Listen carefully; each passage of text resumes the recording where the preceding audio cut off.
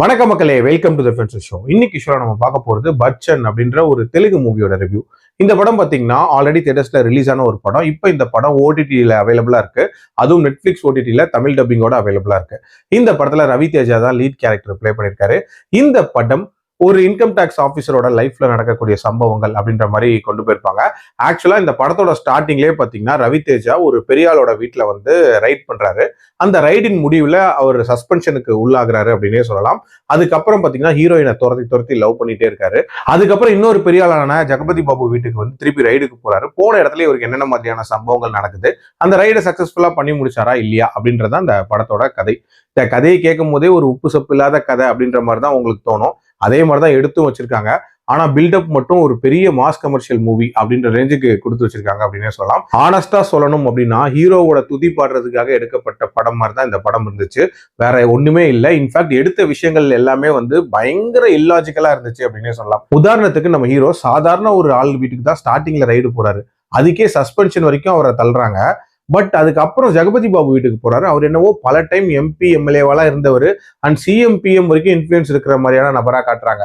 In fact அங்கிருந்து கால்லாம் கூட வரும். பட் அதெல்லாம் இவர் பொருட்படுத்தாம ரைட் பண்ணிட்டு இருப்பாங்க. ஆனா வந்து இவரை எதுவுமே பண்ண மாட்டாங்க அப்படின்ற மாதிரி காட்டியிருப்பாங்க. இன்ஃபேக்ட் வில்லனான ஜெகபதி பாபுவோட கேரக்டரைசேஷனை பொறுத்த வரைக்கும் பாத்தீங்கன்னா அவ்வளோ பில்டப் கொடுத்துருப்பாங்க. பட் ஏதாவது பண்ணியா உன் வீட்டுல வந்து பூந்து அட்டகாசம் பண்ணிட்டு இருக்கான், பார்த்துட்டு சும்மா இருக்கே அப்படின்ற மாதிரியான ஒரு ஃபீல் தான் வரும். இன்ஃபேக்ட் அவரும் சில விஷயங்கள் பண்ணுவாரு, அதுவும் ரொம்ப லேட்டா பண்ணுவாரு, அதுலயும் மொக்க தான் வாங்குவாரு அப்படின்ற மாதிரியான ஒரு டம்மியான கேரக்டரா தான் அவரை டிசைன் பண்ணிருப்பாங்க. அண்ட் ஹீரோயினோட கேரக்டர், அதாவது எப்பப்பெல்லாம் அந்த பச்சன் கேரக்டருக்கு வந்து கிலுகிலுப்பான மோட்குள்ள போகணும்னு தோணுதோ அப்பெல்லாம் வந்து ஹீரோயின் கூட ஒரு டூயட்டை வச்சிருக்காங்க. இன்ஃபேக்ட் இந்த படம் முழுக்கவே தேவையில்லாத இந்த சாங் சீக்வன்சஸ் அப்படின்றது இருந்துட்டு தான் இருந்துச்சு. இதுல அல்டிமேட் என்னன்னா ரைடு அவ்வளவு சீரியஸா போயிட்டு இருக்கு. அந்த டைம்லயுமே ஹீரோயின் ஒரு என்ட்ரியை போட்டுட்டு ஒரு சாங் ஆடி கொடுத்துட்டு போறாங்க அப்படின்ற மாதிரியான காட்சிகள்லாம் வச்சிருக்காங்க. இது மாதிரி ஏகப்பட்ட சம்பவங்கள் நிறைஞ்ச ஒரு படம் தான். இதுல ஒரு சர்ப்ரைஸ் கேமியோ ஒன்று வச்சிருப்பாங்க. அந்த கேமியோட என்ட்ரி எல்லாம் சூப்பரா தான் இருந்துச்சு.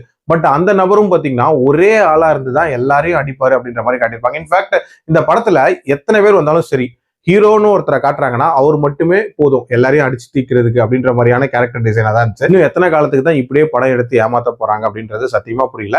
இல்ல இதுக்கான ஆடியன்ஸ் பேஸ் இன்னும் இருக்கா அப்படின்ற ஒரு கேள்விக்குறியும் இருக்கதான் செய்யுது. ஓவரால் என்ன பொறுத்த வரைக்கும் ரொம்ப சுமாரா எடுக்கப்பட்ட ஒரு படம் தான். என்ன பொறுத்த வரைக்கும் ஸ்கிப் அப்படின்னு தான் சொல்லுவேன். அடில் கண்டென்ட்லாம் பெருசா இல்ல, பாக்கணும்னா உங்க விருப்பம். மீண்டும் அடுத்த விமர்சனத்தில் சந்திக்கிறேன். நன்றி, வணக்கம்.